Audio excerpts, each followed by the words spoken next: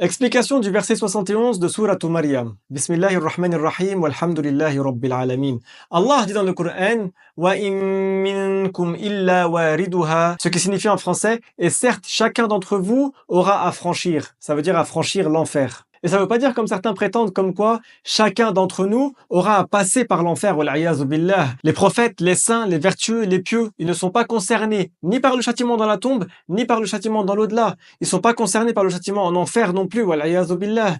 Ce sont des personnes qui sont agréées par Allah. Donc que signifie ce verset? Le pont, as-sirat, il a une extrémité sur la terre changée et une extrémité qui arrive du côté du paradis. Pas dans le paradis, mais à côté du paradis, là où il y a les bassins des prophètes. Et ce pont, il surplombe une partie de l'enfer. Donc, il passe par-dessus une partie de l'enfer. Et chacun d'entre nous aura à passer sur ce pont. Donc, aura à passer par-dessus l'enfer. Donc, les pieux, les saints, les prophètes, les vertueux, ils passeront par-dessus l'enfer, au-dessus du pont, donc par la voie des airs. Ils ne toucheront même pas le pont. Pourquoi? Parce que ces personnes ont un bon état qui est agréé par Allah. Et leur état leur permet de passer par-dessus le pont, par la voie des airs, sans le toucher. Il y en a qui passeront à la vitesse d'un oiseau rapide.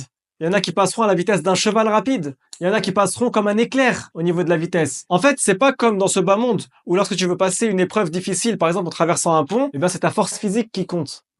Dans l'au-delà, c'est pas ça. C'est ton état qui fait que tu arrives à traverser le pont ou pas. Et c'est pour ça que dans ce bas monde, il faut pas que tu négliges une récompense et il faut pas non plus que tu négliges la gravité d'un péché en disant bon, je fais le péché, puis après je me repentis. Celui qui fait un grand péché puis dit après je me repentis, et il est mort sans se repentir. Dans l'au-delà, il fait partie de ceux qui sont sous le danger de la miséricorde d'Allah.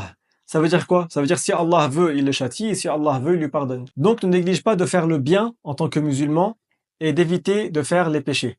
Ensuite, il y a le cas des musulmans qui franchiront le pont et qui réussiront à le traverser jusqu'au paradis. Et il y a le cas aussi de musulmans qui passeront par le pont, mais qui chuteront du pont, et puis un ange les prendra et les mettra en enfer. Billah, qu'Allah nous en préserve. Allahumma amin. Et bien sûr, pour les mécréants, dès qu'ils vont venir pour traverser le pont, ils vont chuter en enfer.